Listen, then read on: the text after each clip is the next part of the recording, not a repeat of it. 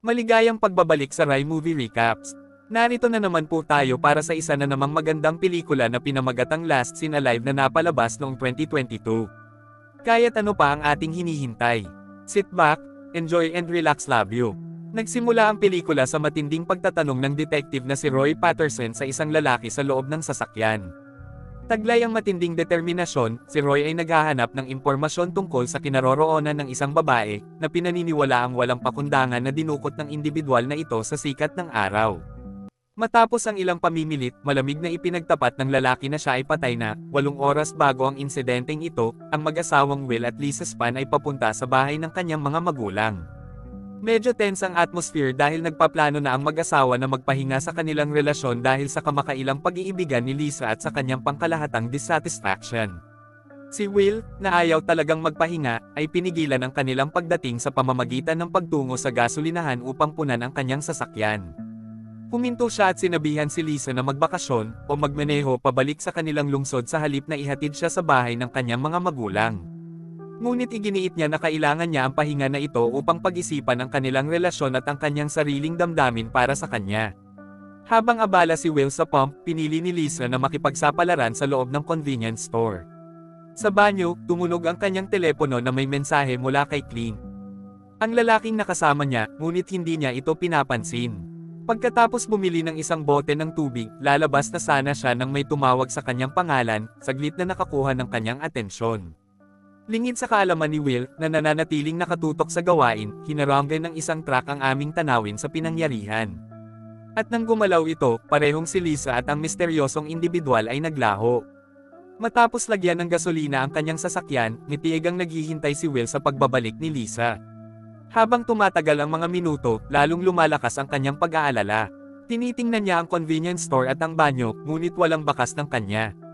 Paglapit sa cashier, tinanong niya kung nakita niya ang kanyang asawa. Kakaiba, kahit na halatang pinagsilbihan siya ng cashier kanina, hindi raw niya napansin ang isang babaeng tumutugma sa paglalarawan ni Lisa. Sa lumalaking pagkabalisa, lumabas si Will at idinial ang numero ni Lisa. Nakilala lamang ng kanyang voicemail. Galit na galit, sinisigaw niya ang kanyang pangalan at sinusuklay ang lugar ng gasolinahan, ngunit wala siya saan man. Sa kalaunan, nagpasya si Will na tumawag sa pulisya upang iulat ang kanyang nawawalang asawa, kasama si Detective Roy Patterson na tumatawag sa kanyang tawag. Tiniyak ni Roy sa kanya na magpapadala siya ng isang opisyal o maaaring dumating mismo, na hinihimok si Will na manatili sa gasolinahan. Ngunit, dahil sa gulat at takot, nagpasya si Will na magmaneho sa bahay ng mga magulang ni Lisa. Sa kanyang pagdating, sinalubong siya ng isang naguguluhan na sina Anna at Barry Adams, na umaasang darating ang kanilang anak na kasama niya.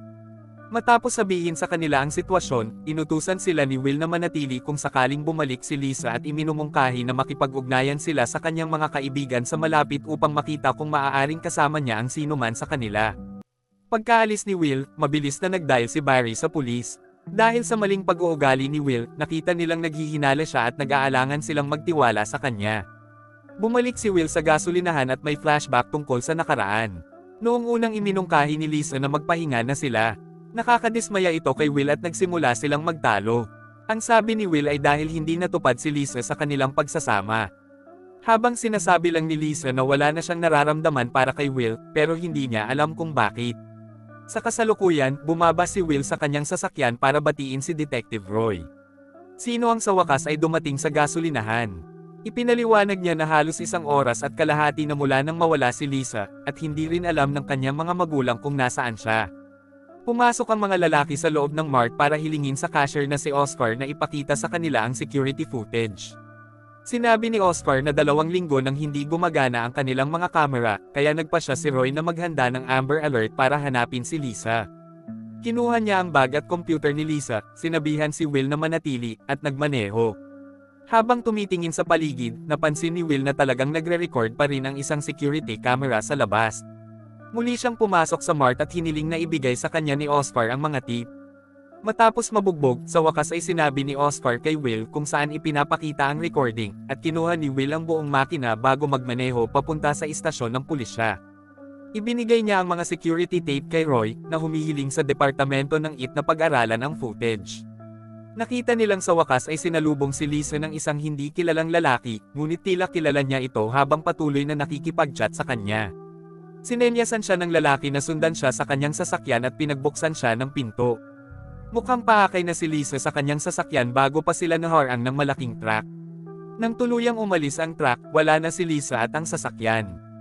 Kinuna ni Will ng litrato ang sasakyan ng lalaki bago siya pinapunta ni Roy sa ibang kwarto para tanungin. Nagsimula si Roy sa mga pangunahing tanong, ngunit pagkatapos ay nagsimula siyang magtanong tungkol sa mga problema sa pag-aasawa ni Will at Lisa. Nadismaya at nabalisa si Will, sinabi na dapat nasa labas si Roy para hanapin si Lisa, sa halip na tanungin ang mga walang katuturang tanong na ito. Gayunpaman, sinabi ni Roy na hindi niya maaaring palampasin ang posibilidad. May kinalaman ang Will na iyon sa pagkawala ng kanyang asawa. Tinanong pa niya si Will kung ang kanyang trabaho bilang isang matagumpay na developer ng ari-arian ay magdadala ng anumang mga kaaway na maaaring gustong dukutin ang kanyang asawa. Lalong nadidismaya sa patuloy na pagtatanong ni Detective Roy, at pagtiyak na malaya siyang makaalis, bumalik si Will sa tahanan ng mga magulang ni Lisa. Ipinakita niya sa kanila ang larawan ng hindi pamilyar na lalaki at ng kanyang sasakyan.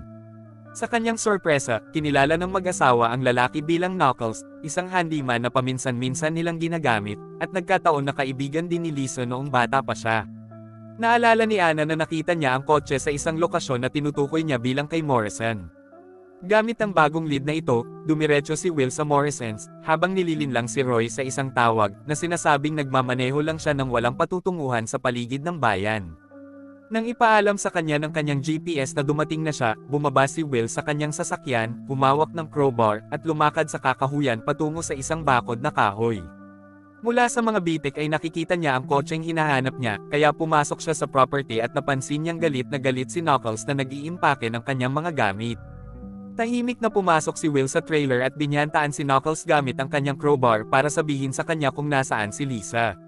Nang hindi sumagot si Knuckles, binugbog siya ni Will hanggang sa tuluyang aminin ni Knuckles na iniwan niya si Lisa sa isang lalaking nagngangalang Frank at dadalhin niya si Will sa lugar ni Frank Kong. Titigil siya sa pambubugbog sa kanya. Pagkatapos, kumuha si Will ng baril mula sa trailer ng Knuckles bago gumamit ng duct tape para itali ang mga kamay ni Knuckles at bumulong sa kanya. Pilit na inilalagay ni Knuckles si Knuckles sa trunk ng kanyang sasakyan at nagmaneho sa direksyon kung saan natukoy ni Knuckles ang lokasyon ni Arthur. Gayunpaman, habang nasa daan, binabandera siya ng isang pulis dahil sa bilis ng takbo. Inutusan ni Will si Knuckles na manatiling tahimik habang sinusubukan niyang kumilos ng natural sa harap ng opisyal. Gayunpaman, lumalala ang mga bagay kapag inutusan ng opisyal si Will na lumabas ng sasakyan upang siyasatin ang Trump. Si Will, sa isang sandali ng desperasyon, ay tumakas sa kalapit na kakahuyan.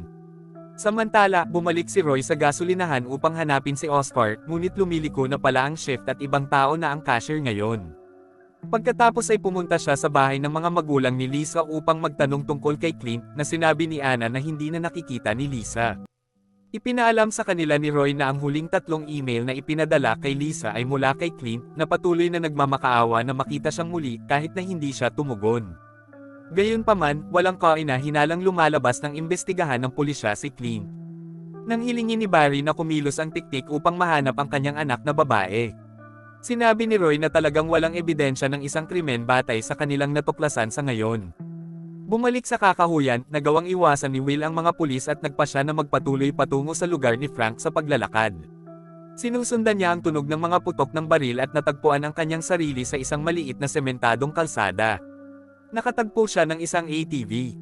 Ngunit nang subukan niyang iyon ito, binalaan siya ng matipunong lalaki laban dito at tinanong kung sino siya. Nagpanggap si Will na gusto niyang makipagnegosyo kay Frank at kilala niya si Frank mula sa Knuckles. Ang matipunong lalaki ay tila hindi kumbinsido, ngunit pagkatapos ng ilang magandang pagkilos ni Will at Frank na hindi sumasagot sa mga tawag sa radyo ng lalaki, hinayaan niya si Will na magpatuloy sa paglalakad patungo sa kinaroroonan ni Frank. Ang lugar ni Frank ay lumabas na isang buong compound na puno ng mga adik sa droga at mga nagbebenta ng droga na nagluluto ng droga. Palihim na lumibot si Will sa compound hanggang sa huli niyang makita si Frank habang nag-uutos ang lalaki sa paligid ng kanyang mga alipors. Patuloy sa paglusot si Will habang hawak ang kanyang baril hanggang sa mapunta siya sa isang garahe. Nahuli siya ng isang lalaki sa loob ng kotse, ngunit nagawa niyang bugbugin ang lalaki hanggang sa mawalan siya ng malay.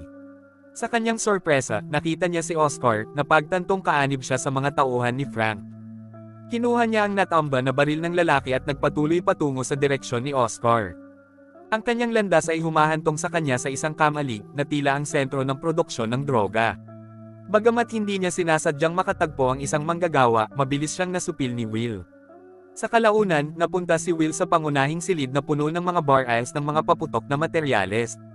Nang samantalahin ang angkop na sandali, pumasok si Will sa silid, itinapat ang kanyang sandata kay Frank at isa sa kanyang mga alipors, si Larry. Hinihiling niyang malaman kung nasaan si Lisa, ngunit nagkunwaring kamangmangan si Frank.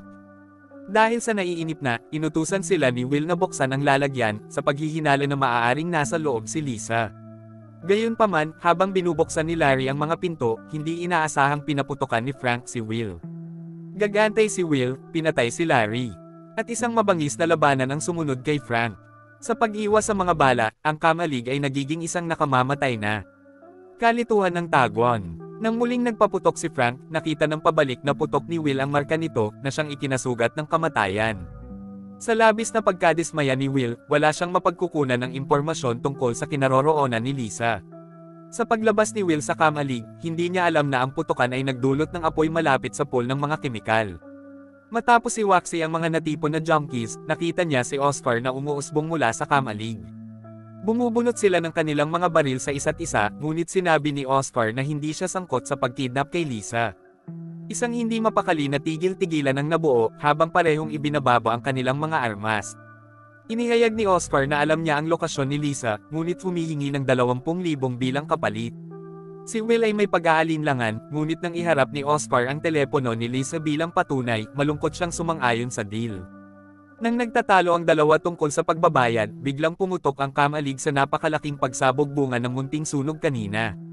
Bumalik sa istasyon ng pulisya, nakatanggap si Roy ng update tungkol sa insidente na kinasasangkutan ng opisyal na nagpahinto sa kotse ni Will. Kaagad, nagsimula silang mag-set up ng perimeter.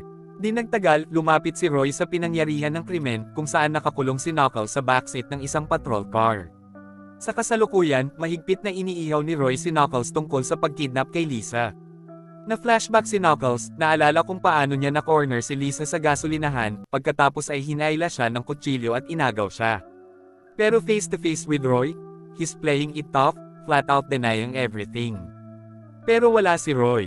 Hinarap niya si Knuckles, pinagbabantaan siyang magsalita o gugulin niya ang natitirang bahagi ng kanyang miserableng buhay sa kulungan.